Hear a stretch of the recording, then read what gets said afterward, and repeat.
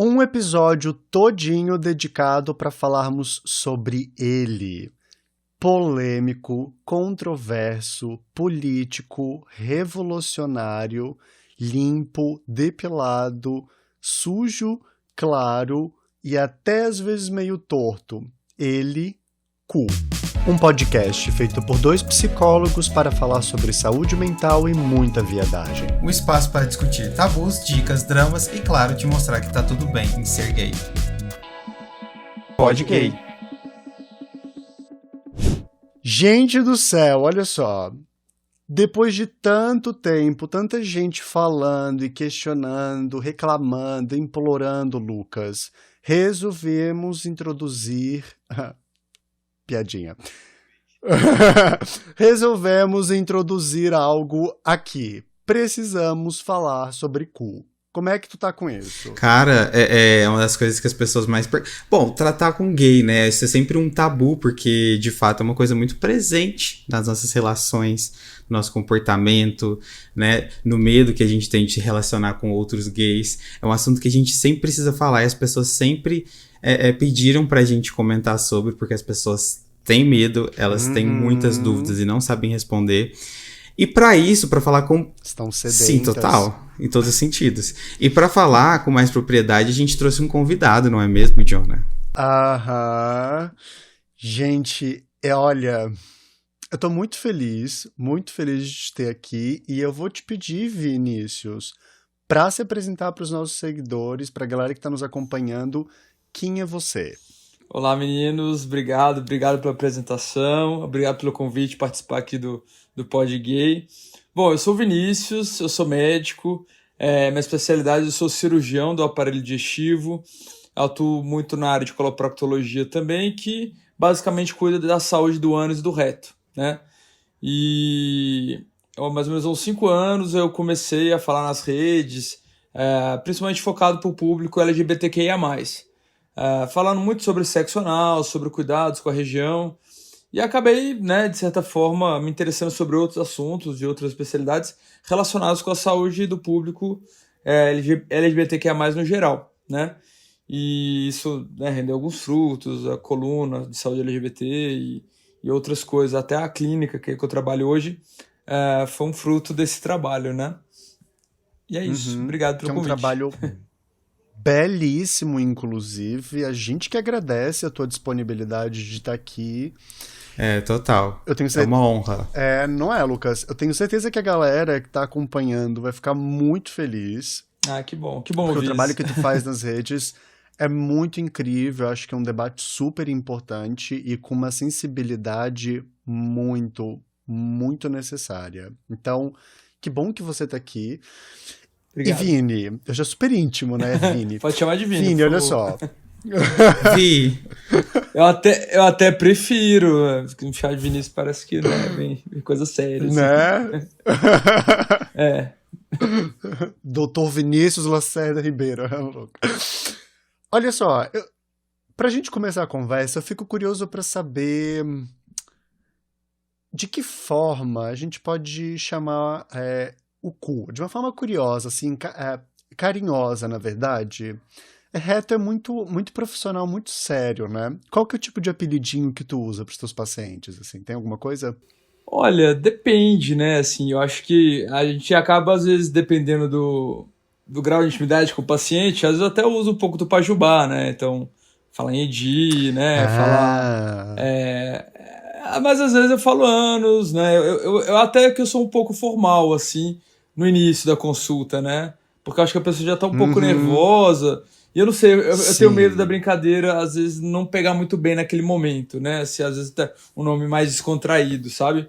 Mas depois de um tempo, né? Acho que Edi, Furico, eu não tenho problema de falar dessa forma, assim, né?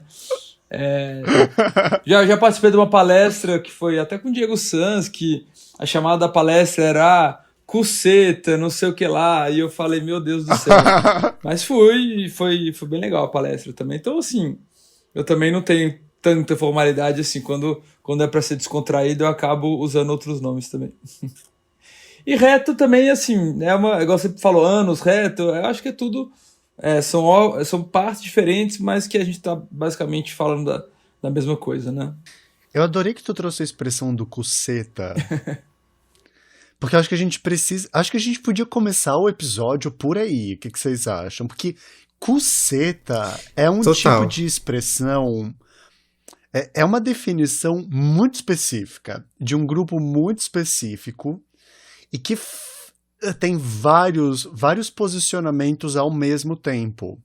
Sexual, social, não é? Sim, e que brinca um pouco com o gênero também, né? Com coisas assim que vão além só. Sim, Disruptivo. concordo. Não, e as pessoas. Eu recebi, acho que foi no sábado, uma pessoa perguntou por que os gays gostam tanto de chamar de cuceta? Eu falei, gente, eu não sei, eu não sei o que responder, porque tipo, é uma coisa muito ampla, né? E eu fiquei, gente, o que eu respondo por isso aqui? Por que gosta? Eu falei, não sei, nunca me chamaram assim. Então, não sei te falar. E temos o nome em inglês também, né? O que é o Buzz, né? Boy Puss. E você vê que não é só no Brasil que tem isso, né? Ah, Então acho que tem. Acho que tem isso um é pouco. verdade. Eu não sei até que ponto isso brinca com a questão do gênero, de eventualmente. Eu não sei se a gente pode nem chamar de fetiche, ou a pessoa assumir um papel do gênero feminino, mesmo numa relação homossexual masculina, né? Mas eu acho que tem a questão de usar vestimentas, de eventualmente assumir esse papel, de certa forma, feminino, e que isso acaba sendo excitante para algumas pessoas. Eu acho isso super ok, assim. Esse é o ponto, né? O que me deixa intrigado é que não necessariamente venha com a complementação do fetiche, do estereótipo do gênero. Porque não necessariamente os gays que falam, minha cuceta, gostam de usar calcinha na hora H, por exemplo. Não, verdade, sim. E tem a ver com a questão dos passivos, aquela questão do passivo agressivo, passivo Aham, dominador, aham. né? E acaba tendo um pouco disso. É um empoderamento do passivo que muitas vezes ele assume um papel mais submisso. E eu acho que isso dá um certo empoderamento para mostrar que nem todo passivo ele vai ser submisso, né? E eu acho isso interessante Uhum, também. uhum. E adorei isso do empoderamento do passivo, sabia? Porque essa é uma questão importante quando a gente fala de cu, né? A relação do passivo a questão do passivo dentro da comunidade gay como um geral. O recorte de gênero que aparece aqui, porque não se fala cuceta para um cara que é ativo, né? Sabemos que há uma escolha muito pontual de qual é a pessoa que desempenha esse papel. E depois, porque há uma certa competitividade, né, com a própria ideia de gênero, de colocar o cu numa analogia com vagina. Tanto que daí vem o buzi que você falou agora, o cuceta. Eu, eu acho cuceta uma das melhores palavras que tem do vocabulário gay, é sério. Tipo, eu amo cuceta num nível. Porque é tão criativo, é tão político e tão problemático ao mesmo tempo que eu amo. Fala, Lucas, fala que eu sei. O Lucas tá com cuceta na boca, ele tá engasgando, salivando. Não, Fala, amigo. é que tem passado tantas coisas na minha cabeça, mas não necessariamente sobre esse tema. É porque começaram a surgir algumas dúvidas. E pro Vini, eu queria perguntar, sabe, sobre a prática dele no consultório. Então, Ah. eu queria, porque assim, como você tem um perfil que fala mais com o público LGBT, é realmente as pessoas que frequentam o seu consultório geralmente são realmente LGBTs? Como que é isso? Porque se a gente pensar no médico que atende para LGBT, são questões muitas vezes específicas do que se a gente chamasse uma pessoa com a sua mesma especialidade e que não tivesse um nome forte para o público LGBT, entende? Geralmente são assuntos diferentes, mais direcionados. Como que é? Realmente é o público LGBT ali que vai para o seu consultório? Sem dúvida, no meu consultório particular mesmo, que é onde eu divulgo nas redes e tal, eu acho que mais que, sei lá, 95% dos pacientes são LGBT, e eu posso até nichar mais ainda homens gays cis, né? Infelizmente atendi poucos trans, poucas pessoas trans assim no geral, gostaria de ter atendido mais. Eventualmente atendo mulher hétero, cis, muitas vezes com queixas relacionadas à questão do sexo anal, mas nem sempre, às vezes não tem muita relação com uma hemorroida, uma fissura que não tem relação com sexo anal. E a minoria, mas já atendi também homem hétero cis, né? Que acaba recebendo também, enfim, porque, claro, eu atendo todos, eu não, de forma alguma eu restringo meu público, eu tenho que falar, você só atende gay? Não, atendo quem marcar consulta comigo. Mas, de certa forma, pelo trabalho que eu faço nas redes sociais e estudo, né, palestra, tudo que eu faço no geral e que eu foquei nisso mais ou menos há uns 5 anos atrás, acaba que eu, de certa forma, não sei, eu não quero que soe muito prepotente, mas me tornei referência nesse assunto e sei que as pessoas me procuram por esse motivo, assim. Mas é isso, quero deixar claro que estou apto a atender a todos. Né? Não discrimina héteros, né? Não discrimina trata como homens gente héteros. normal, né? Sabemos. Não, até porque a minha formação foi para atender hétero, né? Então, assim, se for pensar o que eu aprendi na faculdade e na residência, estou super apto a atender heterossexuais e demandas heterossexuais. Então, fiquem tranquilos. Nossa, esse tapa na cara doeu até em mim. Me formei pra atender pessoas héteros. Sim. E a gente também. E o pior é que a gente também na psicologia. Não, e o pior por isso que o tapa doeu aqui. Total. E falando em demanda, geralmente existe tipo uma demanda muito, sei lá, evidente, sabe? Muito frequente. Tem como mensurar isso? Tipo, as pessoas te procuram por uma questão específica? Existe algo que, sim, chama a sua atenção nas demandas? Olha, eu acho, assim, no geral atendo questões coloproctológicas, no geral, que vão, né, de diversas doenças que acometem a região. Eventualmente atendo algumas queixas clínicas, o cirurgião do aparelho digestivo, então atendo às vezes, sei lá, pedra na vesícula, hérnia e tal. Mas uma demanda específica que eu vejo, assim, é a questão da dificuldade em ter a relação, né? Que eu já vi esse nome na literatura, a anodispareunia, né? Dispareunia é a dor durante a relação sexual, um termo bem consolidado na ginecologia, né? Por exemplo, quem tem endometriose, pessoas com vagina que têm endometriose, tem dispareunia, um termo médico para dor durante a relação.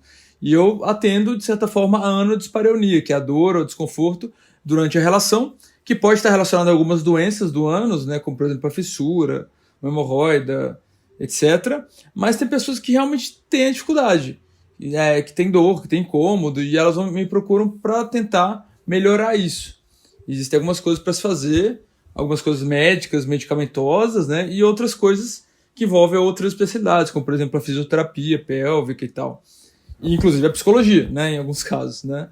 E a psicologia, a psicoterapia, que a gente acaba lançando mão disso também. Então, eu vejo que essa é a demanda mais específica que eu acabo atendendo. Interessante. Porque é uma das perguntas que mandam muito eu imagino pro Jonah também, né? De pessoas que sentem muita dor e não tem nenhum problema, assim, físico, né? Ou pelo menos evidente, né? Não. Às vezes tem um ânus muito contraído, ou às vezes a pessoa sente desconforto mesmo, não acha aquilo prazeroso, ou às vezes teve algum tipo de relação que não foi legal, isso acabou fazendo a pessoa se fechar, se travar. E tem questões visíveis e, de certa forma, algumas doenças que realmente atrapalham, que se não for diagnosticado corretamente tratado, a pessoa vai continuar tendo desconforto também. Eu ainda estou processando a história de uma graduação para atender pessoas héteros, porque eu acho que isso é muito, muito importante e só mostra a relevância do trabalho que tu faz nas redes hoje, produzindo conteúdo e trazendo essa temática para a nossa comunidade. Porque eu tenho certeza que não só é uma referência para pessoas LGBT+, em geral, como também acaba sendo um ponto de referência para outros profissionais da área da saúde e da medicina como um todo também, né? Porque é um tipo de público que tem demandas muito particulares, que vão inclusive até da forma como a pessoa chega num consultório, porque atender um homem gay que pratica sexo anal e que desenvolveu uma fissura anal, por exemplo, por excesso ou por qualquer tipo de situação que aconteça, é muito diferente do que atender uma pessoa que, sei lá, desenvolveu uma hemorroida porque teve um problema X digestivo, né? Não, concordo. porque acaba envolvendo, de certa forma, uma culpabilização, uma responsabilização pelo que está acontecendo, e isso acaba dificultando a pessoa, muitas vezes, e se eu voltar a ter fissura praticando sexo? Só que eu sempre faço, Joana, assim, isso envolve, por exemplo, outras questões, como, por exemplo, ISTs, como HPV. Eu sempre faço analogia com o sexo heterossexual e as demandas, principalmente ginecológicas, das pessoas com vagina. Então, nós temos várias condições da vagina, por exemplo, laceração, fissura, inflamação de glândula, que chama bartolinite, que eu faço muito associo muito, por exemplo, com a fístula anal, entendeu? Então, eu costumo falar, olha, as pessoas com vagina vão ao ginecologista para fazer rotina de HPV. Então, quando a pessoa chega com HPV no ânus, eu falo, isso acontece, você faz sexo, você está sujeito a ter uma IST. E até há demandas que, eventualmente, olha, tem mulheres que às vezes, sei lá, se machucam durante a relação, tem dor, e isso acontece por causa do sexo. Às vezes acontece pelo sexo, às vezes uma posição, um momento, não estava muito relaxado, às vezes, enfim. Então, pode acontecer algumas coisas que estão relacionadas com o sexo. Então, eu sempre faço essa analogia, isso costuma funcionar bem, sabe? Eu falo, essa rotina ginecológica, você está tendo uma rotina coloproctológica ou eventualmente urológica, no caso de afecções do pênis e do escroto, enfim. Isso costuma funcionar para as pessoas entenderem que é normal acontecerem coisas que podem te impedir de fazer sexo por um tempo. Sem tratar como crime, né? Parece que é crime transar. Exatamente. E as ISTs, né, que são as pessoas realmente, quando tem um diagnóstico de alguma IST, o mundo costuma cair. Mas isso com razão, né? A gente é bombardeado com use camisinha, IST, coisa de gente depravada, e tudo isso que vem desde a escola, tem que usar camisinha, porque se você pegar uma IST, isso, aquilo, outro, sífilis é horrível, HIV é horrível, tal. E tudo isso martelado na nossa cabeça, quando a gente tem um diagnóstico, seja lá de qual IST for, ou seja, de um monkeypox, que seja, né? Isso deixa a pessoa sem chão, né? Isso muitas vezes envolve relacionamentos, envolve confiança, né? Ou, enfim. Então, é um assunto realmente muito delicado, mas que eu tento, de certa forma, sem banalizar, mas de certa forma normalizar isso, entendeu? Entender que bom que diagnosticou, que nós vamos tratar, que vai ficar tudo bem. Né? Nossa, sabe que essa do diagnóstico, nós volta e meia que falamos no podcast sobre a importância da testagem e da avaliação, né, enfim, regular. E daí esses dias eu recebi a mensagem de um seguidor que, por indicação nossa, foi fazer o teste despretensiosamente e testou positivo para HIV. Ele desesperado de como que ele ia contar para o namorado, do que ele tinha que fazer, para onde ir. E, enfim, não sei por que me veio isso agora.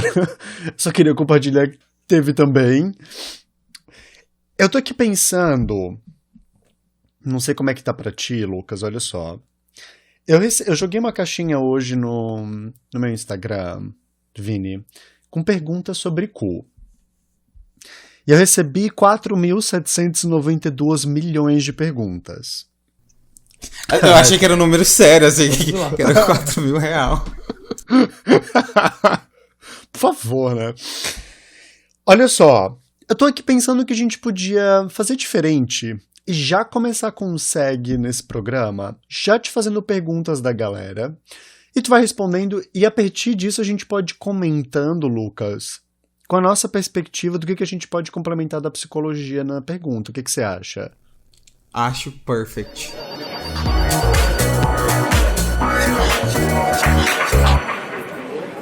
Topo o que vocês quiserem, eu acho legal. E não fala assim, não fala.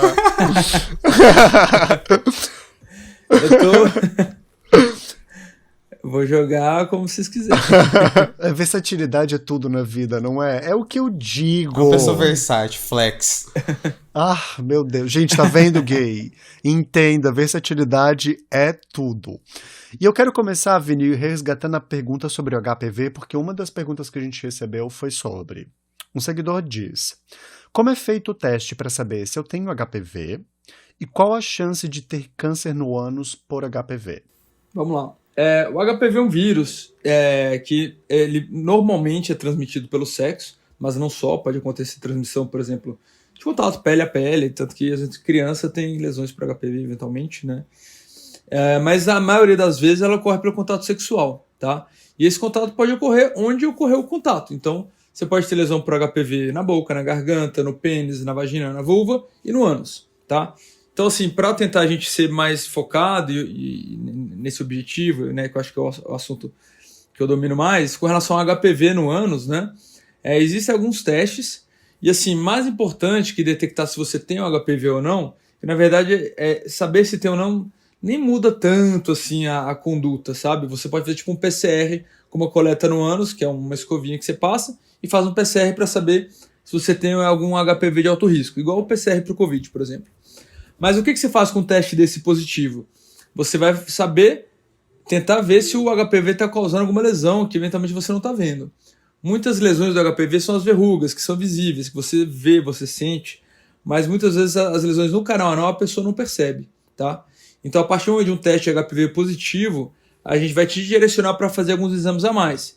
Esses exames incluem, por exemplo, a citologia, que é uma avaliação das células do ânus, que é parecido com o Papa Nicolau, que se faz no colo do útero. E a partir dessa citologia, se tem alguma alteração de baixo risco ou de alto risco, a gente direciona para um exame mais específico ainda, que é a anoscopia com magnificação. A anoscopia é você ver por dentro do ânus com um microscópio, coloca um produto para destacar lá e ver se tem alguma lesão. Se tiver alguma lesão, a gente biopsia para saber se essa lesão é uma lesão de baixo risco ou uma lesão de alto risco, tá? Ou eventualmente se tem uma verruga. Se tem verruga, a gente cauteriza, a gente trata. E se tem uma lesão de alto grau, que é a lesão que normalmente pode evoluir para o câncer, a gente também tem que tratar e acompanhar, tá? E aí, já puxando o gancho aí para o câncer de ânus, né? É um câncer bastante raro, então fiquem tranquilos. Mas, na população geral, esse câncer é tipo 0,4 para cada 100 mil pessoas, né? Então, é bem raro mesmo. Só que quando você tem alguns fatores de risco, né? Por exemplo, você ter relação anal e ter maior risco de HPV, você viver com HIV, você ter alguma imunossupressão, entre outros, você aumenta esse risco. E esse risco, por exemplo, uma pessoa que tem relação anal e não vive com HIV, é de 20 para cada 100 mil. Então sei lá, mais do que 20 vezes a população geral. Então, essas pessoas justifica fazer o acompanhamento, o screening, que é parecido com o que se faz com o colo do útero nos ginecologistas. Qual que é o objetivo desse screening? Não é só saber se tem HPV, mas saber se tem as lesões de alto risco, as lesões de alto grau. Quando você trata essas lesões, você está prevenindo o câncer de ânus. Deu para entender? Sim, e eu até tenho uma dúvida. Você recomenda pessoas, por exemplo, que são passivas e tudo mais, fazem sexo anal, a terem uma frequência de exame, sabe? Igual recomendam para pessoas com vagina. Existe essa frequência anual? Anual, precisava fazer essa trocadilho. Sim. Então, anual é razoável. Eu acho que assim, pelo menos passar por uma avaliação alguma vez. A partir do resultado dos exames, a gente define se vai ser anual ou a cada 2, 3 anos. Então, quem tem relação anal, né, ou quem já teve, mas principalmente quem tem com frequência, eu acho que é importante ter. Nesse momento, a gente consegue identificar outras coisas, que não é só HPV, né? Então, eventualmente, uma hemorroida, uma fissura que está incomodando. Então, tem outras queixas que podem surgir nesse momento também. E pessoas que vivem com HIV e têm imunossupressão, são pessoas que com certeza precisam desse acompanhamento, sem a menor dúvida, porque tem um risco maior do câncer relacionado ao HPV. Então, nessa população, esse screening, esse acompanhamento é praticamente obrigatório, né? E nas pessoas que têm relação anal e não vivem com HIV, esse acompanhamento é recomendável, vamos dizer assim. Legal, tá vendo? Se consultem. Aham. Prevenção é Aham. tudo. Viu? O Vini já vai liberar aqui o arroba dele para vocês marcarem consultas. Faça o seu acompanhamento, seu check-up, por favor, gente. E ó, eu tô aqui porque tem várias perguntas e uma mais maravilhosa do que a outra. Eu tô vendo aqui em qual ordem a gente vai botar essa discussão. Uma das perguntas que eu mais... Aproveitando que a gente tá falando aqui, tocar em hemorroidas, eu vou te perguntar. Como prevenir desconfortos com hemorroidas? Então, Joana, as hemorroidas, né, são estruturas que nós nascemos com elas, né? Então, assim, todo mundo tem hemorroida. Passado! Tá? Hemorroida é uma... Só que, assim, muitas pessoas não sentem nada. Então, essas pessoas vão conviver com essa estrutura do ânus, que são os mamilos hemorroidários, que são bolsa cheia de sangue que ajuda a formar, o que eu chamo de prega, vamos dizer assim, que são aquelas bolinhas no ânus ali que deixam o ânus meio enrugadinho e tal. Isso ajuda inclusive na continência das fezes. Algumas pessoas vão apresentar sintomas das hemorroidas, que podem ser desde coceira, sangramento, a hemorroida sair para fora, né, que chama de prolapso, dor, né? Então, às vezes tem vários sintomas relacionados com as hemorroidas que costumam incomodar, tá? E como é que a gente fala para prevenir os sintomas das hemorroidas? Basicamente, vamos dizer, 3 pilares aí, vamos. Primeiro é o cocô. O cocô tem que estar pastoso, mole, né? O cocô duro, pessoas com constipação, ressecadas, costumam ter mais hemorroidas, e não só hemorroidas, fissuras também e outras doenças, tá? Então, sempre comer bastante fibra, tomar bastante líquido. Ter um intestino regular costuma ser bom para quem tem hemorroidas, tá? Outra coisa é a higiene. Então, evitar ao máximo o papel higiênico é só para as urgências mesmo. Tá em casa, evacuou. O ideal mesmo é lavar, tá? Mas aí o lenço umedecido é uma alternativa para quem evacuou muito fora de casa. Mas em casa, quem faz home office e tal, sempre tentar lavar, cria esse hábito. Se não tem a duchinha do lado, entra no chuveiro rapidinho, lava rápido, sabe? Que é a melhor forma de higienizar e prevenir doenças orificiais, que inclui as hemorroidas. A questão de ficar muito tempo sentado no vaso, com o celular, eles falam que contribui, porque aumenta a pressão ali também. E as relações anais, né? As relações anais têm que estar sempre bem lubrificadas. E, por exemplo, se você tiver com sintoma de hemorroida, dor, por exemplo, é bom dar uma segurada até essa hemorroida regredir, melhorar, procurar um coloproctologista para te ajudar no tratamento, né? E aí tem outros fatores de risco que eu acho que nem não são tão relevantes aí pro homem gay cis, né? Por exemplo, gestação, né? Mas tem, por exemplo, outros fatores que aumentam a pressão abdominal ali, que pode piorar as hemorroidas também. Tá vendo, Lucas? Essa é pra ti, viu? A alimentação pode influenciar... Fica no celular. Né? Exato, eu fico. Eu também, tô falando, mas essa mania do celular... Acho que vai pro celular ficar respondendo mensagem de seguidor, tô sabendo. Então, a alimentação tem relação, Lucas, no sentido de a questão das fibras, principalmente. A questão da pimenta, por exemplo... Eu ia falar pimenta, eu juro por Deus, eu ia falar pimenta. E tal, tem um estudo que mostrou que não tem relação direta. Só que aí o pessoal relaciona no seguinte sentido. Se você tá com hemorroida ali, e você come uma comida pimentada, não só porque arde na boca, vai arder ali, porque... A pimenta no intestino você não sente arder. Talvez sente dor de estômago, quando exagera e tal. Mas você não sente arder. Então, quando a pimenta passa por ali, chega um momento que você começa a ter uma inervação para sentir a pimenta de novo. Então, a pimenta vai arder. Então, quem já tem a doença hemorroidária, já tem os sintomas, ele vai relacionar com isso. Mas realmente não tem uma relação direta da pimenta com a hemorroida. Já tem até um estudo que provou isso, entendeu? Então, acho que a principal relação da alimentação é a questão de você comer fibras e tomar líquido e ter uma alimentação balanceada, etc. Vini, por que surge o plicoma? Tem algumas causas, Jonas. Assim, o plicoma o que é? Um excesso de pele na região, que muitas vezes até se confunde com a própria hemorroida, até porque parece até uma hemorroida externa em alguns casos. Então é uma questão de definição mesmo, né? A região do ânos ela é uma região muito contaminada, então tipo, o processo de cicatrização ali, ele não é igual a cicatrização em outras partes do corpo, sabe? Então, por exemplo, quando você tem uma fissura, que é um cortezinho, às vezes quando a fissura vai cicatrizar, ela forma essa pelezinha ali, que é o plicoma. É uma das causas de formação do plicoma. Outra causa são as hemorroidas. Então, a hemorroida às vezes fica inchado ali, que enche de sangue no mamilo hemorroidário, e quando ele regride, fica um excesso de pele, que é o plicoma também. Cirurgias no ânus, então se você operar uma hemorroida, aí fica um plicoma. Ou outras cirurgias, por exemplo, um condiloma, uma verruga também, sabe? Então, normalmente é alguma coisa que aconteceu por ali, mas pode acontecer algumas pessoas espontaneamente também, de surgir essa pelinha. Aí eu acho que a explicação é por ter uma cicatrização um pouco errática, vamos dizer assim, e aí parece com aquela esqueloide, cicatriz hipertrófica, sabe? Que costuma ser mais comum nessa região. É mais ou menos isso. E tem como tirar, remover? É eficaz? Sim, apesar de que, como eu falei, às vezes acontece operar um plicoma e crescer outro onde se tirou, às vezes com um tamanho diferente, mas A única forma de você resolver um plicoma é operando, e na maioria dos casos vai bem e fica bem esteticamente. Inclusive, até esteticamente pode ser um motivo para você indicar um plicoma também. Você não precisa, mas vai operar só por estética? Tudo bem, opera-se. Se a pessoa está incomodada, a gente acaba operando e vendo realmente que se incomoda a pessoa de alguma forma, tem indicação cirúrgica. Sim. E tu percebe que isso é uma questão, Vini, a questão estética do cu? É porque o padrão de beleza no cu, né? É Sim, bizarro. acho que sim, cada vez mais, né? E você falou a questão da pornografia, né? Então, criou-se um padrão de beleza, você está com a câmera, a luz ali, mostrando aquele culizinho claro, sem pelo, sendo penetrado.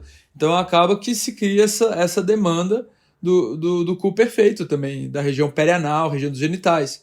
Então, isso tem a ver com os plicomas, com as hemorroidas, né? Às vezes a pessoa chega com uma hemorroida ali e fala, eu acho as hemorroidas feias. Mas fala, olha, mas tem certeza, é uma cirurgia meio chata, né? Às vezes eu acabo ponderando isso também. E tem a questão do clareamento, né, da pele ao redor do ânus, que algumas pessoas se incomodam também, que eu acho que tudo bem. Mas eu acho que a gente tem que, igual outras questões estéticas, né?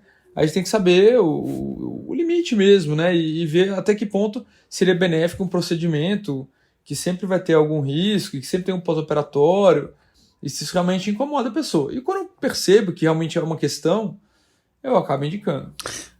Porque a questão da pornografia como influência de um padrão sexual, inclusive físico, de todas as formas, nós falamos, acho que no episódio passado ou anterior, sobre a pornografia como um padrão de pênis, e parece que agora a gente precisa falar sobre a questão do cu também, porque isso é algo fundamental.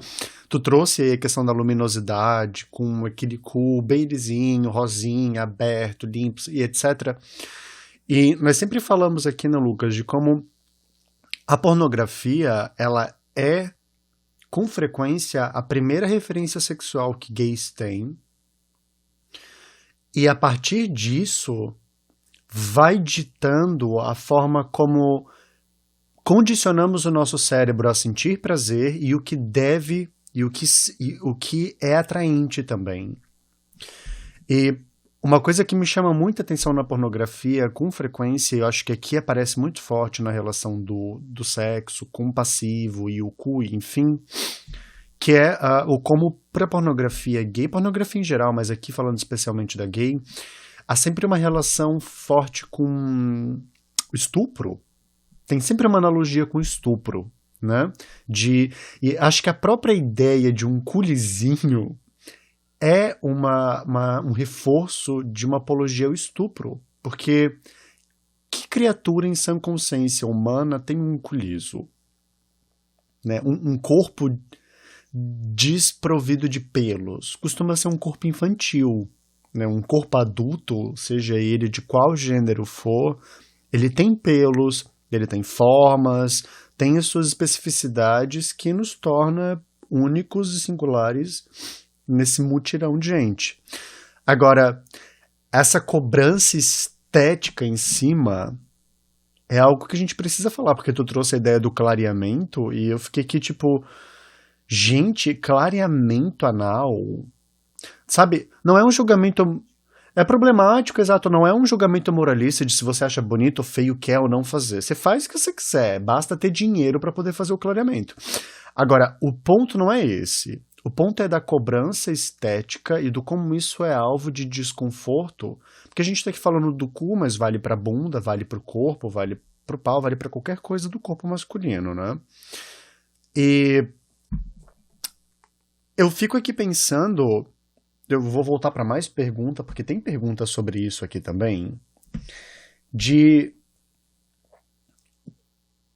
Tu considera seguro? O que tu percebe a respeito da questão estética e de cirurgias estéticas para o ânus em geral? É seguro, não é? Eu acho que isso... Nós cirurgiões, né, temos realmente esse dilema muitas vezes, principalmente cirurgiões plásticos, dermatologistas e tal.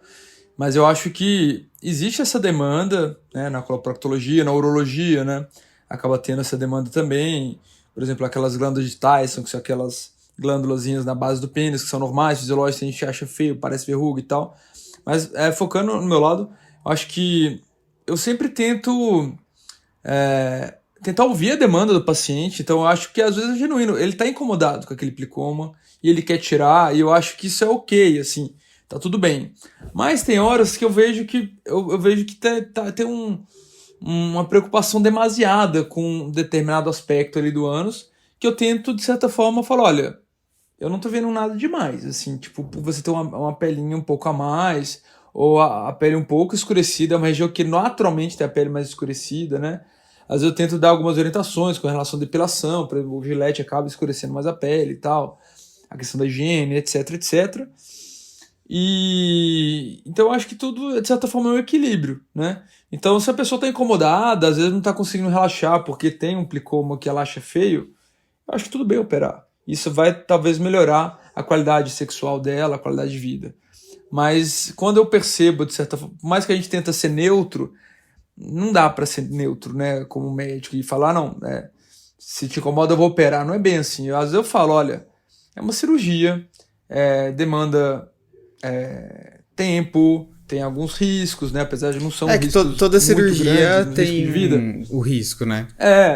Mas cirurgia artificial não costuma ter grandes riscos, por exemplo, risco de vida, de morte, né?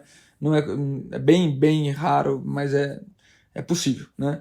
Mas normalmente risco assim, você fica com dói para evacuar, e você tem que ir pro hospital, se meter uma anestesia.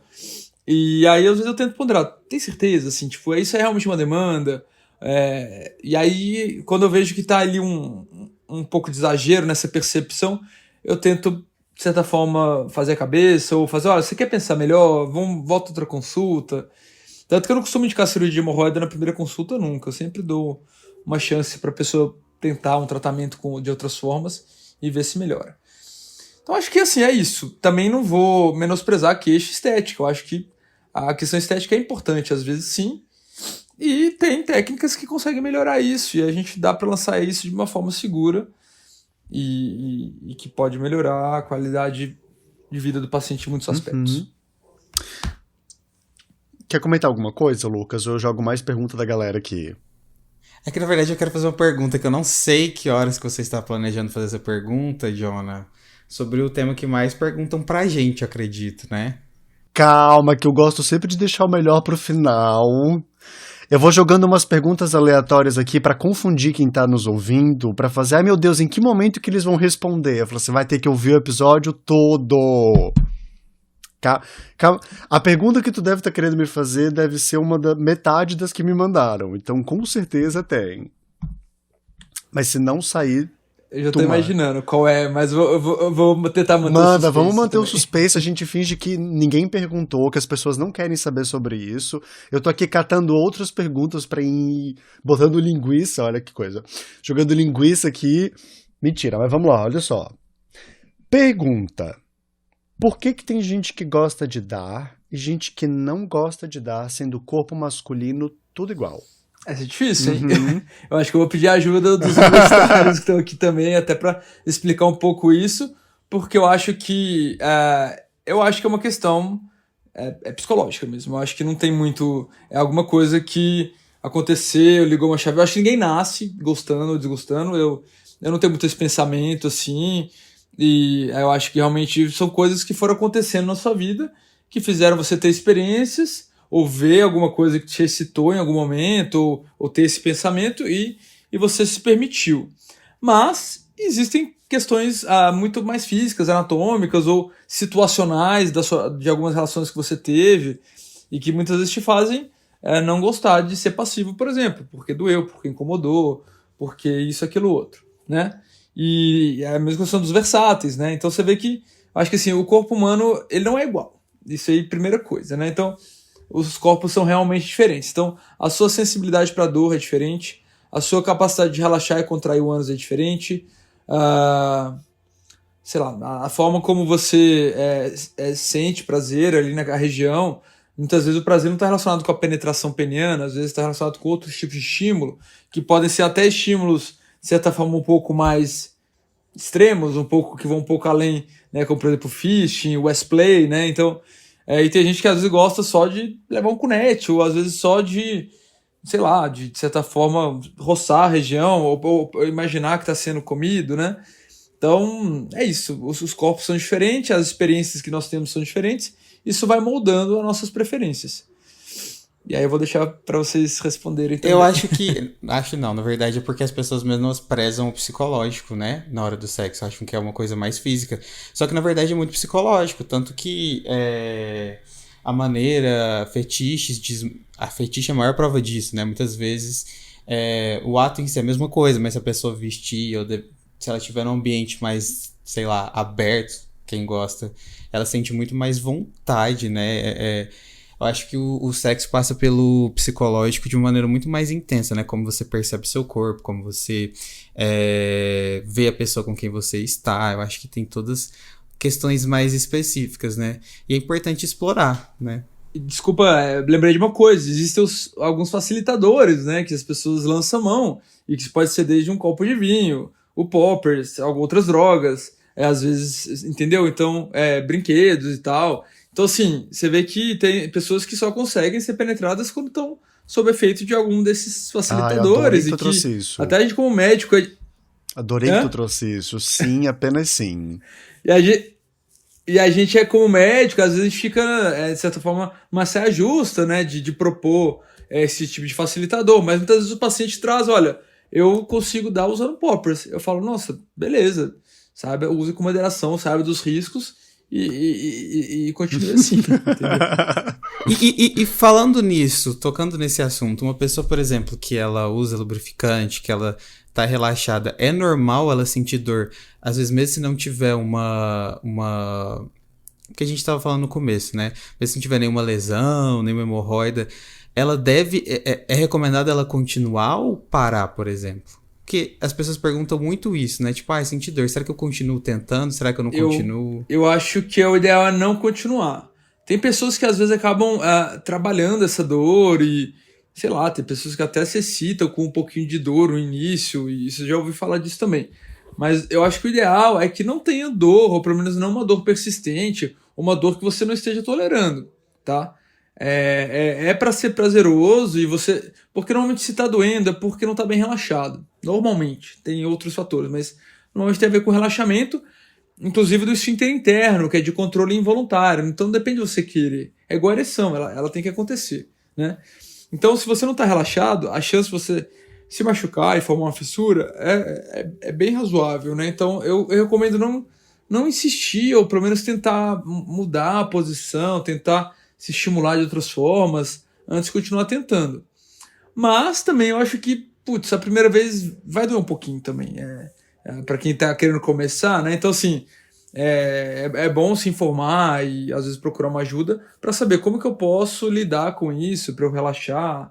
Eu sempre dou, né? A gente pode até comentar um pouquinho sobre algumas técnicas e tal, e que também não funcionam para todo mundo.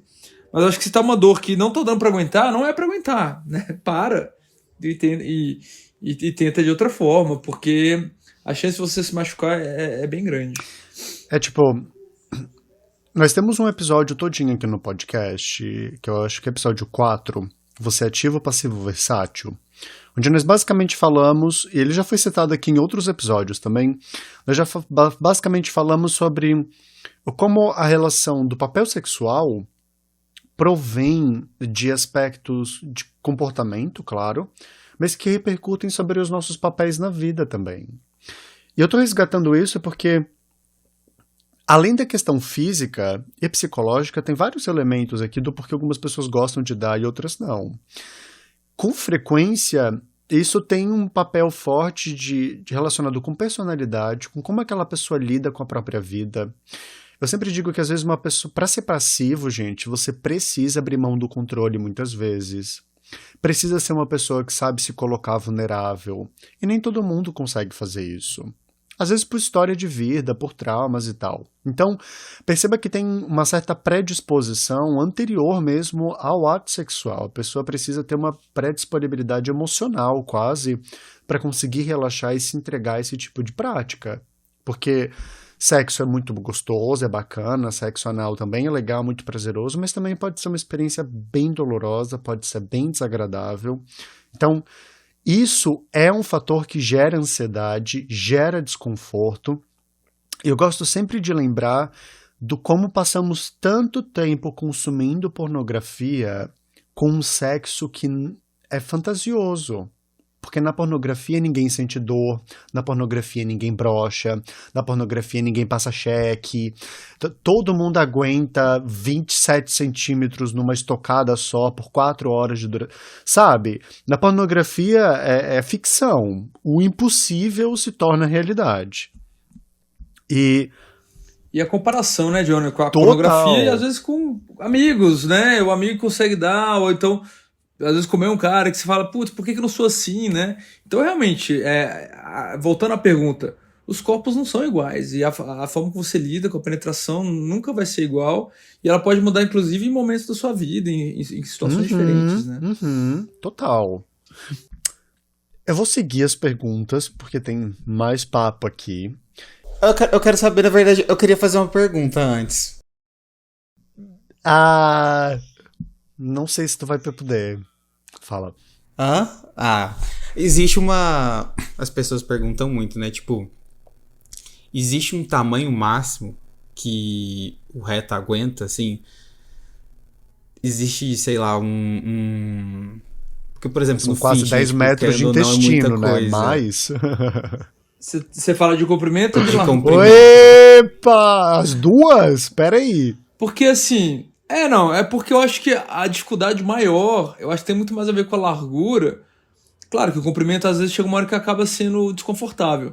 Mas se você for pensar o intestino, né? O intestino, ele tem um reto, que é a porção onde ocorre a parte da relação, que é o finalzinho do intestino, ali que tem uns 15 centímetros. Só que o reto, ele continua com o intestino grosso, né? E ele faz tipo uma curvinha, assim, que é o cólon sigmoide. Então, o reto é reto.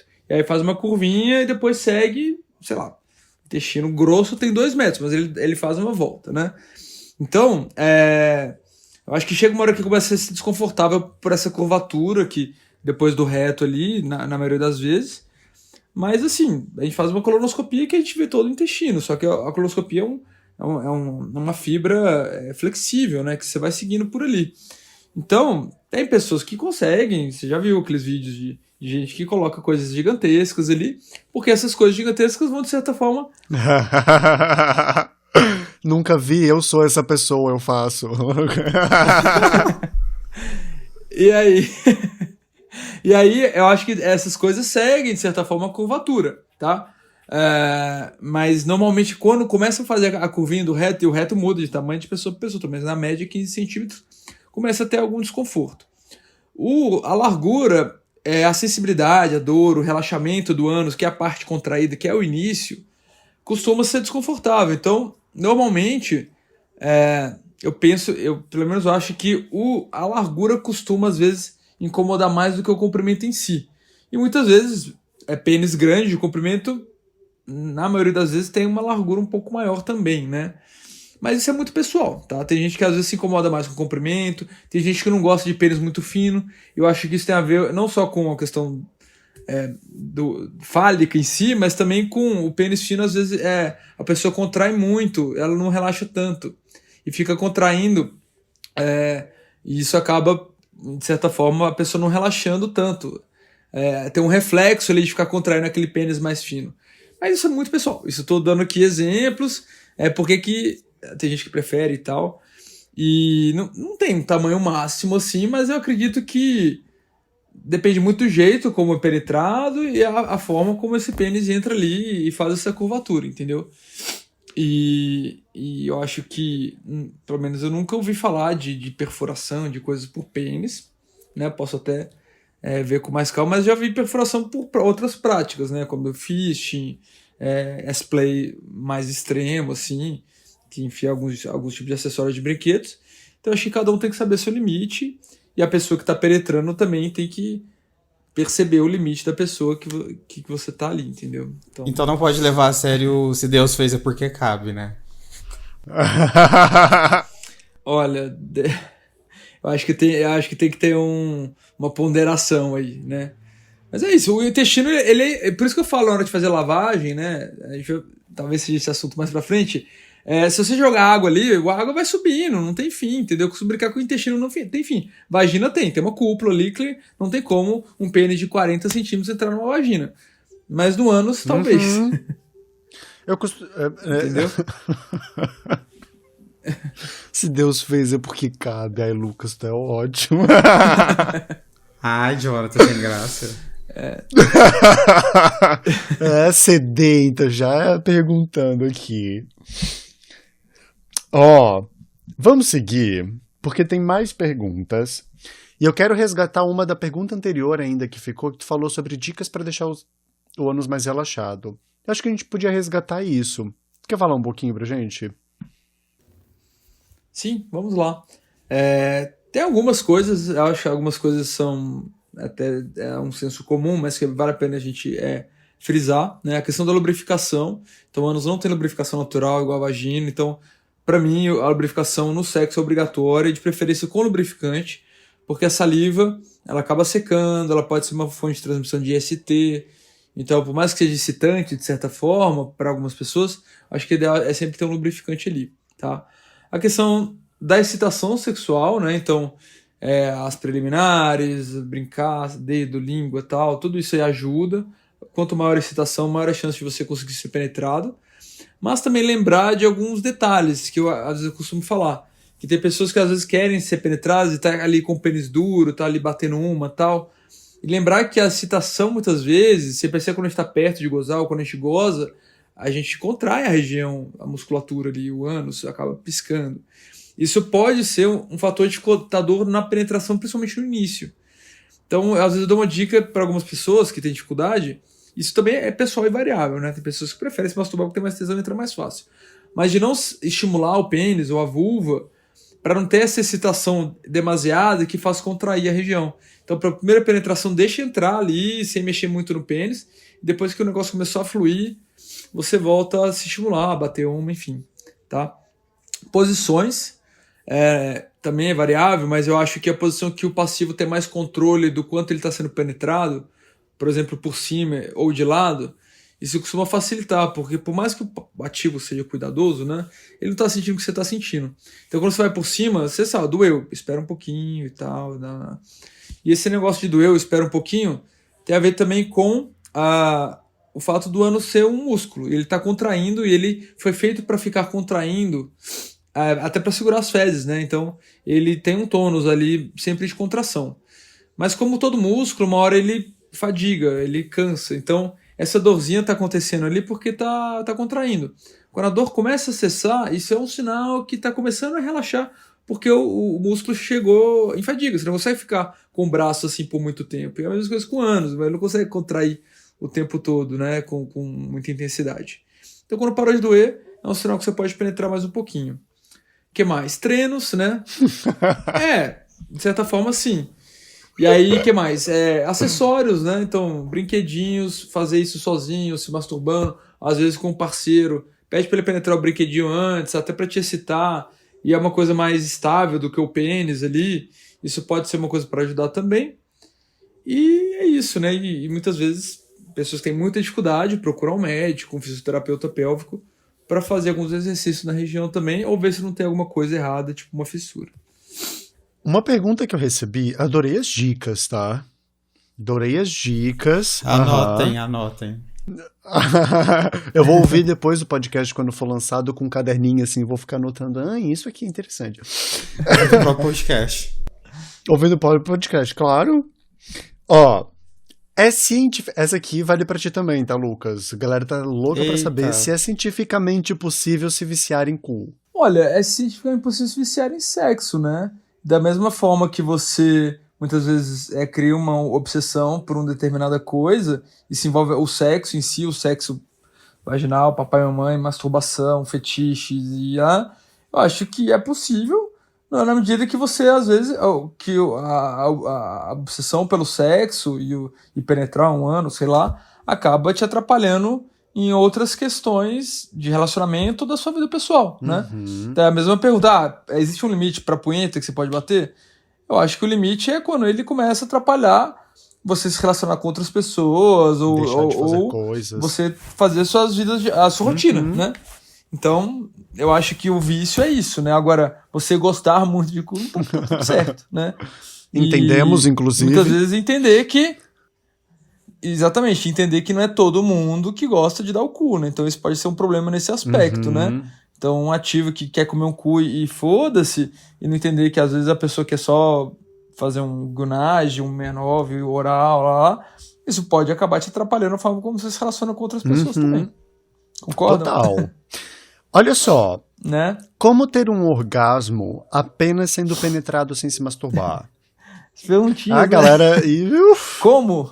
A galera quer um tutorial. Olha, primeiro assim, não é todo mundo que vai conseguir, né? Eu acho que quando você tá muito excitado, então se você ficar um tempo realmente sem gozar pode ajudar, de certa forma, eu acho, né? Mas é isso, é difícil, não é qualquer um que consegue. Eu acho que tem algumas coisas, não sei, eu realmente não tenho muito conhecimento sobre isso, mas técnicas de coisa tântrica mesmo, de controle, mas é muito difícil você ejacular sem um estímulo no pênis. Não tem assim. nada, tipo... Eu acho que aquela coisinha que se todos fizer, vai dar. eu não conheço. Eu acho que talvez se encostar em momento nenhum é muito difícil. Talvez se você conseguisse controlar ao ponto de você se estimular até chegar bem perto e aí continuar ali metendo, isso pode acontecer. Eu acho que é um bom treino, assim. Mas desde o início, sem encostar em momento nenhum, eu acho que não é para O todos. Lucas tá... Alguns O têm esse Lucas dom. Eu tá... acho que é muito. Eu acho que é muito do psicológico também nessa questão. Então, acho que quando você tá, tipo, muito. Quando você consegue controlar, ou pelo menos entrar, tipo, numa vibe em que você realmente sente muita vontade, você tá muito relaxado, você tá muito, tipo, excitado ali no... Sabe, realmente no cerne ali, focado, que é uma coisa que as pessoas não conseguem focar mais no que elas fazem, eu acho que, tipo, facilita muito. Não necessariamente, tipo, ter o orgasmo sem a mão, mas realmente sentir muito prazer, né? Então, eu acho que é muito uma questão, tipo, Se psicológica. necessariamente ejacular, às vezes, né? Às vezes você pode ter um orgasmo ali, uma sensação de clímax sem necessariamente ejacular também. E acontece com alguma frequência, né? Sei lá. Eu acho que tem gente que acaba contraindo um pouco a posição, que estimula mais a próstata, sei lá. Eu não tenho uma fórmula, assim, uma receita, né? Então. Olha só, esse papo tá bom e dá de ver que a gente pode ficar aqui até semana que vem conversando sobre cu e vai render assunto. Mas acho que a gente pode ir para as duas perguntas finaleiras que me mandaram aqui e que eu tenho certeza que o Lucas tá querendo saber e que quem tá nos ouvindo também tá doido para perguntar. A primeira delas é: fazer sexo anal todos os dias é prejudicial à saúde? Dá pra dar o cu liberado assim quantas vezes eu quiser ou tem um limite? Ilimitado. Essa é uma pergunta muito comum, assim. Então, assim, quando a gente fala de sexo anal e questões relacionadas ao sexo anal, a gente tem uma escassez de dados científicos, de estudos sérios, focados realmente em tentar despatologizar o sexo anal, né? E aí essa dúvida realmente é recorrente e eu tenho, de certa forma, dificuldade de responder algumas questões, tá? Eu nunca vi nenhum estudo que prove que fazer sexo anal todo dia faz mal, tá? Eu acho que isso também depende, né? Tem pessoas que às vezes têm uma relação anal, precisam de uns 2 dias aí para dar uma recuperada, tá? Tem pessoas que conseguem ter várias relações anais ao dia, todos os dias, tá? Então eu acho que isso é uma questão realmente individual. E se for ver, por exemplo, estudos que falam a longo prazo, problemas com o sexo anal relacionados, por exemplo, à continência fecal, não tem nenhum estudo que provou isso. Tem alguns estudos que mostraram, por exemplo, que quem tem relação anal costuma ter um ânus mais relaxado, a pressão do ânus ali costuma ser menor do que pessoas que não têm a relação. Agora, isso tem a ver com, de certa forma, um laceamento da região ou tem a ver com a capacidade da pessoa relaxar? Isso também ainda não foi respondido. Olha o lacre. Tá? Meu Deus, ó. Pá! Na cara da medicina. Isso também ainda não foi respondido, tá? Eu nunca vi pessoas com relação anal pessoas com relação anal incontinentes, né, depois de idosos. Assim, é muito raro o homem ter incontinência se não for por algum fator externo, por exemplo, uma cirurgia, alguma coisa assim. Mulheres, né, pessoas com vagina que tiveram parto e outras coisas costumam ter mais incontinência do que homens, tá? E eu, sinceramente, eu acho pouco provável, tá? Eu acho, senão a gente já teria dados mais robustos. Já vi estudos falando de alguns questionários de pessoas que têm relação anal, às vezes, sei lá, tem algum grau de incontinência, porque a incontinência ela pode ir do 0 ao 30, né? Dependendo das perguntas que você responde sim ou não. E às vezes, sei lá, tem pessoas que têm alguma dificuldade para incontinência para gases e, sei lá, já tiveram algum episódio, uma vez eu não consegui segurar um pum. Isso já é considerado incontinência na escala, né? Então é até difícil fazer estudos disso e realmente não tem dados robustos que falam que o sexo anal pode causar esse tipo de problema. O sexo anal pode causar alguns problemas, com certeza, por exemplo, uma fissura, né? Se você não estiver bem relaxado, ou fístula anal também, que é uma condição que tem a ver com algumas inflamações das glândulas na região. É isso, quem tem relação anal tem mais fissura e mais fístula do que quem não tem. Mas isso eu acho que não chega ao ponto da gente patologizar o sexo anal, entendeu? Eu acho que são condições tratáveis, evitáveis, preveníveis e que a maioria das pessoas pratica sexo anal e tá tudo bem, né? Então eu acho que é isso, né? Você pode fraturar o seu pênis tendo uma relação vaginal, por exemplo. Você pode ter algum problema, sei lá, romper o freio do seu pênis transando. Você pode ter, sei lá, tem tanta coisa, pode acontecer numa vagina também. Você pode, sei lá, ter algum problema na boca, deslocar a sua mandíbula chupando um pau. E nem por isso estão patologizando essas formas de sexo Só também. pensar esporte, tipo musculação, que são atividades que não são sexuais, você tem o risco o tempo inteiro de sofrer uma lesão, e nem por isso é algo errado. Muito pelo contrário, é saber fazer o certo, né? Então você reprimir muitas vezes o sexo, eu acho que acaba tendo consequências piores, né, do que eventualmente o risco eventual de ter algum probleminha na região. É aquela coisa, né? Sexo anal é tido como coisa de gays, sabemos.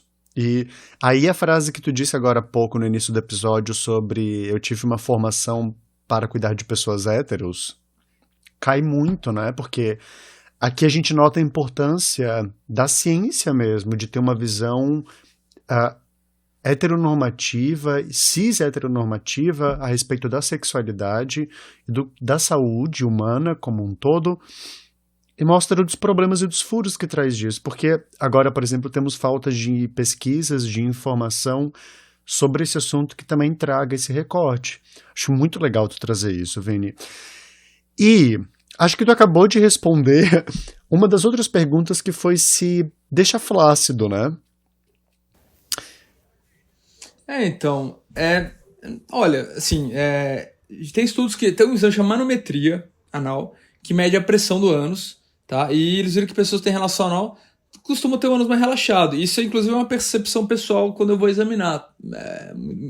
A gente consegue ver que vai um homem hétero numa consulta, isso tem a ver com psicológico também, né? Aí eu tenho que fazer um toque, tenho que colocar um aparelhinho, eu vejo que essa pessoa vai ter mais dificuldade de relaxar, tá? E muitas vezes a pessoa, o homem gay, a pessoa, principalmente o gay passivo, eu vejo que eu falo, olha, vou fazer um toque, ele não costuma ter nenhum problema, a não ser que ele tenha algum probleminha ali que esteja incomodando, né? Mas é uma percepção pessoal, tá? Mas ao ponto de trazer alguma consequência de continência, principalmente, isso não foi provado. E a minha impressão, de forma bem assim, uma opinião de especialista, é que não, né? Senão, quantas pessoas, senão a Pampers estaria aí lucrando horrores, né? Pois é, eu fico pensando, a gente teria muitos casos, assim, né? Tipo, seria algo nítido, né? Nossa! Não tem. Então, normalmente, incontinência tem muito a ver com a idade, né? Então, pessoas realmente mais idosas, com algum grau de demência e tal, costumam ter incontinência. Tem muito a ver com procedimentos no ânus, e por isso que eu falei dos riscos de uma cirurgia, inclusive estética, né? A gente tem que pensar que operar uma hemorroida envolve algum risco de lesar o músculo e você ficar incontinente, por isso que a gente tem que pensar duas vezes, né? Claro que o cirurgião experiente o risco vai ser menor, mas é possível, né? E outros fatores, parto normal, né? Então, assim, e uma coisa que eu acho interessante também e se de certa forma for provado que o sexo anal causa incontinência no futuro, né? Aí, voltando ao paralelismo que eu gosto de fazer. O parto normal também está associado com incontinência. A gente vai proscrever o parto normal, indicar cesariana, porque você pode ficar incontinente no futuro. Uhum. Isso é uma boa. Isso é uma boa comparação. Um lacre atrás de outro, que eu não tô nem dando conta de acompanhar, gente. Sem prometer. Mas com o tempo de consultório, a gente tem que aprender essas coisas, né? Essas perguntas, e falar, tá bom, e se? E se realmente causa incontinência? Nós vamos proibir? Aham. E se proibir, vai parar? Não vai parar. Exatamente. Não vai parar, acho que vai aumentar, né? Exatamente. Olha só, acho que como última pergunta desse episódio, a gente precisa falar sobre aquela que tá todo mundo querendo saber, e o Lucas mesmo não aguenta mais receber perguntas sobre. Qual é a sua religião? Tô brincando.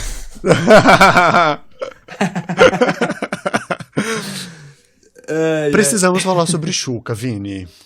Sim, eu imaginei. E eu não quis estragar a surpresa. Uma hora eu comecei a falar de lavagem. Não, para de dar spoiler. Mas...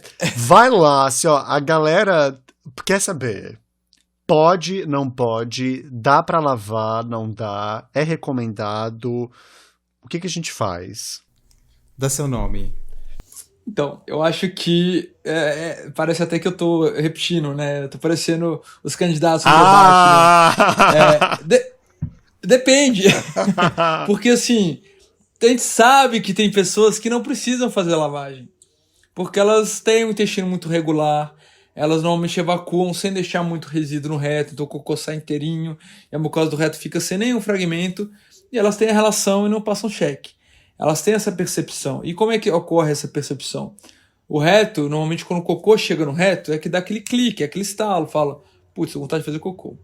Normalmente o cocô que tá lá no intestino, lá em cima, que não ia atrapalhar no sexo, você não sente o cocô que tá ali, entendeu? Ele tá e tem muito cocô, a gente tem cocô no intestino inteiro, né? Fazer uma lavagem intestinal, não sei quem já fez colonoscopia, já ouviu falar, é muito difícil. Nossa, dias, muitas né? vezes não é o suficiente, né? Sim, então é impossível você deixar o seu intestino sem cocô. Agora, você precisa deixar o seu reto sem cocô e preferencialmente sem resíduo. E para as pessoas que não têm essa percepção, e não adianta querer ser igual a pessoa que tem pessoas que realmente não têm essa sensibilidade, deixam mais resíduo, o cocô é mais fragmentado e tal, eu acho que a lavagem cabe bem, tá? Mas lembrar que a lavagem não é só a lavagem. Então, se você conseguir tentar melhorar seu intestino com alimentação, com fibras, e uma fibra que eu acho que ajuda muito é o psyllium, né? Tem até alguns produtos, cápsulas aí com nomes, eu acho que não vou falar o nome aqui, mas que promete que você não precisa fazer a chuca nunca mais, e tal. Eles têm o psyllium e outras fibras que você toma em cápsula. Eles realmente funcionam, esses que eles vendem, assim? Ajudam muito, mas não são milagrosos, tá? Então não adianta só tomar as cápsulas ali com psyllium e achar que você nunca mais vai passar um cheque na vida, que você pode quebrar a cara. Mas ajuda nesse sentido, o cocô sai mais inteirinho, e aí funciona como uma esponja, né? Limpa ali o resíduo do reto e tal, mas tem que tomar muito líquido para não ressecar também. E falando da lavagem em si, eu acho que a lavagem, com moderação, ela é bem-vinda, porque se você tá tenso que vai passar um cheque, eventualmente passou um cheque, isso não é legal mesmo, né? E ao mesmo tempo que a gente tem que tentar tirar um pouco dessa demonização do cheque também, que é um movimento legal também, mas não é legal, não é agradável, né? Então, eu acho que se você fizer uma lavagem econômica para lavar o reto, o resíduo que ficou ali, com um pouquinho de água, 200, 300 ml, que é o que vem normalmente naqueles eneminhas ali, 1, 2 vezes, se viu que tá ok, eu acho que tá bom. Evacua, higieniza externo, faz uma lavagenzinha econômica. Eu acho que quando você começa a fazer em excesso, então fazer várias lavagens ao dia, ou usar muita água, e aquela água que vai subir ali para o intestino e vai acabar muitas vezes ressecando a mucosa, fazendo produzir mais muco, que acaba sendo desagradável às vezes, mudando toda a flora do intestino, né, que são as bactérias boas que estão ali. E já tem estudos que mostram que a lavagem, ela aumenta o risco de lesões e de ISTs também. Isso tirando fatores confundidores como o uso ou não do preservativo e o número de parceiros, né? Então, eu acho que porque se causa microlesões ali e acaba ficando mais suscetível a uma contaminação para uma bactéria, um vírus, etc. Então, eu também não sou dos médicos que demoram. Tem médico que fala, não é saudável fazer lavagem, e aí você acaba com a vida do passivo, né?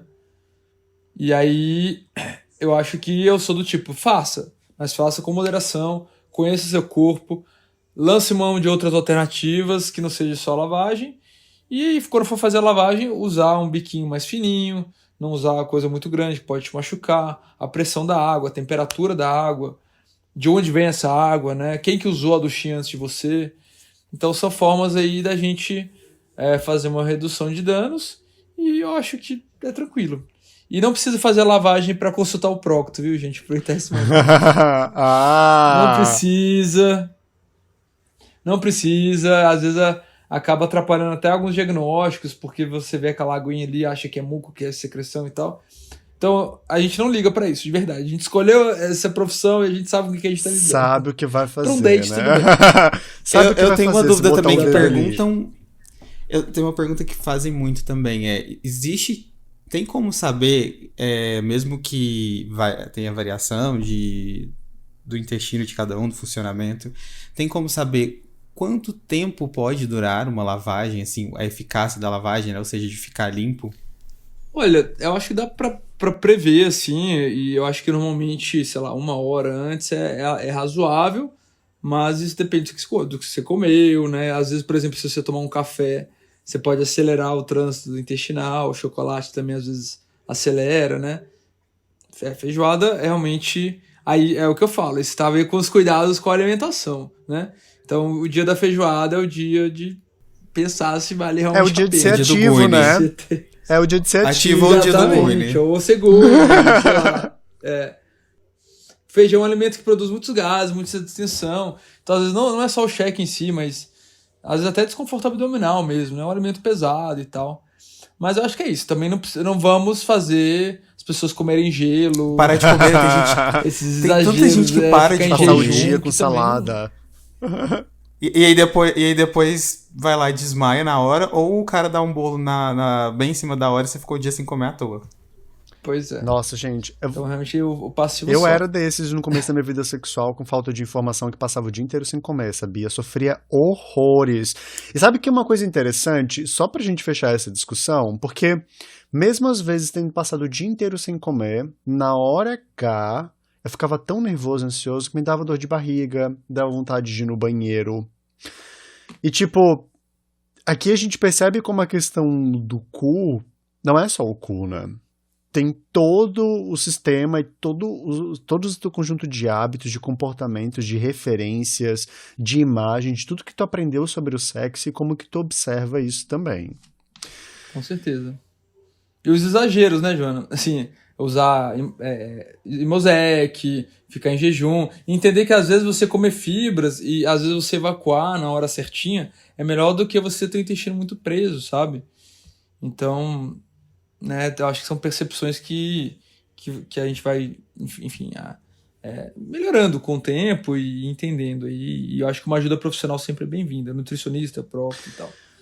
Uau! Gente, que episódio! Isso foi uma aula.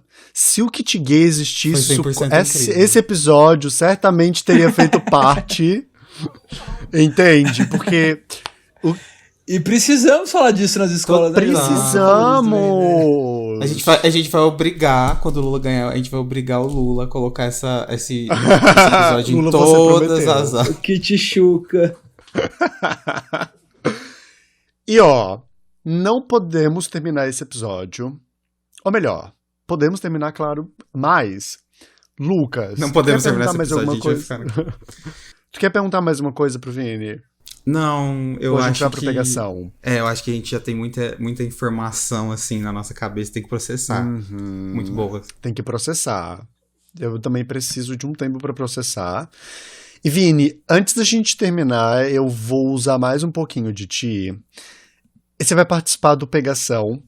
que é o nosso quadro onde entrevistamos os convidados com perguntinhas muito inocentes, eu juro, sobre você pra gente saber um pouquinho mais de que tipo de gay você é. E a primeira pergunta é, qual a sua diva pop? Lady Gaga. Lady Gaga maravilhosa, cromática tudo na Sim. minha vida. Uma posição sexual. Ah, eu gosto, sei lá, do bem a nova, assim. Eu acho que é um momento de reciprocidade, que normalmente ninguém tá acima Ó, de conseguiu ninguém, que os dois filosofar. estão tendo prazer. Filosofou. Então, é uma posição que eu Aham. gosto bastante. É. Nossa, eu esperei pergunta, recebi uma poesia. Sim. Que lindo. Prefere nude de frente ou de costas? Eu acho que de frente. Uhum. Se considera puta ou santa? Puto. E qual a coisa mais gay que você faz? Coisa mais gay que eu faço, Aham. putz, além de Trabalhar ser com gay, reto. né? Talvez sim. Cara, mas eu não sei, assim, Ai, difícil essa, mas Putz, eu gosto de fazer fit dance. Eu vou na aula de Fit fit dance dance! e eu vejo que, assim, apesar de ter muitos héteros que dançam, homens héteros também, eu vejo que ainda é um tabu, assim, e eu vejo que, tipo, ou tem mulher ou tem gays, então... Eu tenho feito pouco, mas na época que eu fazia, esse tiro não faço de ser gay, né, do sexo em si, mas... Eu acho Você então que não é isso. da geração TikToker. Você é acredita que da na academia geração tem fit dance. tique dance Mentira. na academia, Qual? que é só pra pessoas até 14 anos, menina. E eu não Ah. posso fazer tique dance, eu sou millennial, então não dá. Meu Deus, tique dance. Para, gente, para. Agora o capitalismo foi longe demais e já foi desde que existiu. Ô, Desde Vini, que surgiu. eu pensei numa coisa assim, quando você falou nude de frente, você prefere nude de frente, isso é porque se você recebeu nude de costas seria trabalho? Seria praticamente um trabalho, né? Não, eu acho bonito um bumbum e tal. Eu consigo dissociar bem assim. Bunda eu já vejo pra caralho, né, gente? Mas eu acho o nude de frente, normalmente, sei lá, às vezes tem um pouco do rosto, um pouco. Você consegue ver um mais conceitual, informações né? sobre a Tem mais pessoa de conceito. frente. E isso não tem a ver só com o pinto ou questão de ativo ou passivo. É real, é só pra escolher um nude de frente de costas, eu prefiro um nude de frente que eu vou ter mais informações físicas sobre a pessoa. É mais por isso. Uhum. Mas é isso, na hora do trabalho, gente. Olha, eu juro. Não vou ser hipócrita, é óbvio que a gente às vezes vê coisas, a gente consegue, mas na hora você tá tão focado ali, e às vezes é um momento tão constrangedor pra pessoa também, que eu não consigo ter nenhum tipo de pensamento nesse momento, assim. Então. Não, eu tô falando a verdade, isso, não tô. Não, real. Né, Eu acredito.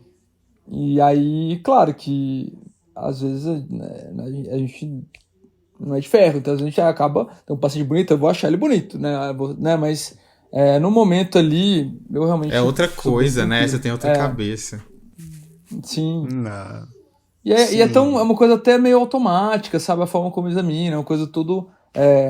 não é só método, Tem procedimento, mas né? tem uma normatização, tem uma padronização do que eu vou fazer na hora, então fica tudo muito automático mesmo, né?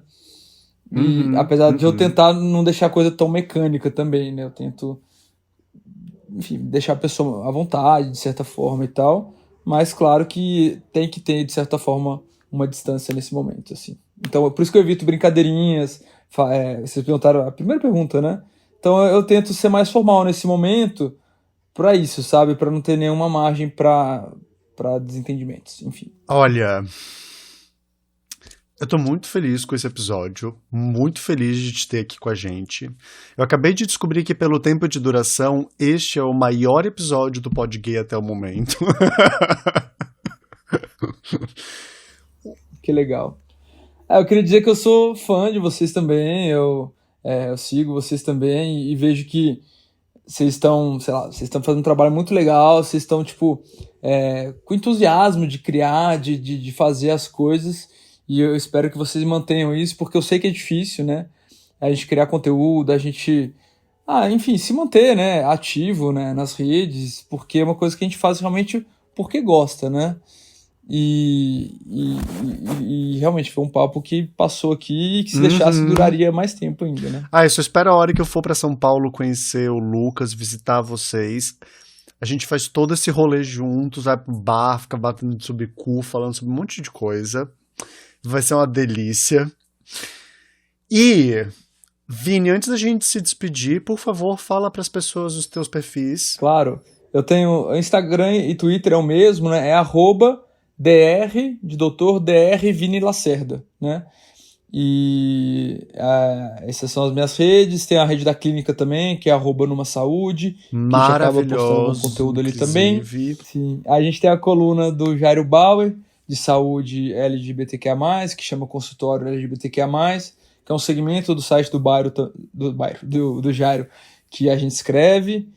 E é isso. E para quem me conhece nas redes, eu sempre tento ser acessível por direct, às vezes eu não respondo na hora, mas se for uma dúvida pertinente, que dê para responder ali, né, e for realmente uma dúvida e não consulta, eu acabo respondendo Que sim. fofo.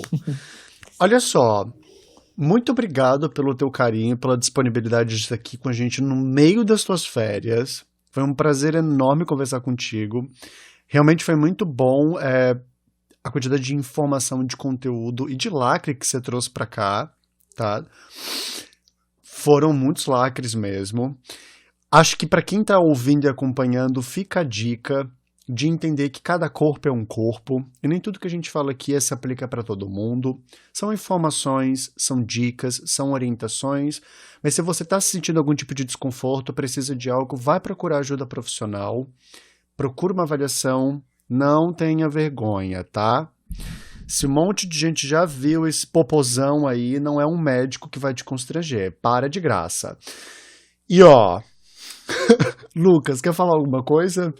Depois dessa, não. Vou falar para as pessoas me seguirem, né? _ Lucas De Vito nas redes sociais, Instagram, TikTok e Twitter. E você, Jonah? @meupsi é gay, também no Instagram, TikTok e Twitter. Acho que ficamos por aqui hoje. Vini, mais uma vez, obrigado pela disponibilidade. Certamente a gente vai te chamar em algum outro momento para falar mais sobre cu e outras cositas más. Cu, a parte 2. Você que está nos favor. ouvindo, por favor, compartilhe esse episódio para a galera toda. Manda para todos os passivos que você conhece, que vai ser sucesso. E até o próximo episódio. Até, gente. Muito obrigado. Beijinhos.